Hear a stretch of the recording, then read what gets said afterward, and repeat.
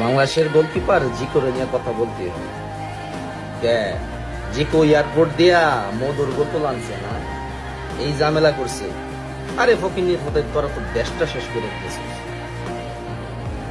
ওরা যারা যা করতেছিস দেশটার মধ্যে, চোখ কান শুনতেছি, দেখতেছি, এক্সেস হয়ে যেতেছি। যোগ্য ব্যক্তিকে যোগ্য জায়গায় দাও, একজন ভালো প্লেয়ারকে তার সম্মান দাও। মানুষের ভুল হতে পারে, একটা ভুলের জন্য মানুষের ক্যারিয়ার শেষ করা যায় না। এই ছেলেটাকে এমনি ফালায় রাখছে। তার বয়স কি কমতাছে না বাড়তাছে? সেও তো আমাদের মতো স্বপ্ন নিয়ে বড় হয়েছে। সেও তো একটা স্বপ্ন দেখছে যে না আমি ন্যাশনাল টিমের জন্য খেলবো। আমার সে আর কত কষ্ট দিবেন। পৃথিবীতে এমন কোন দেশে এরকম কিছু নাই যে একটা প্লেয়ারের এই এই এই ইস্যুর জন্য তার কেরিয়ার শেষ করে দেওয়া। খুব বাজে।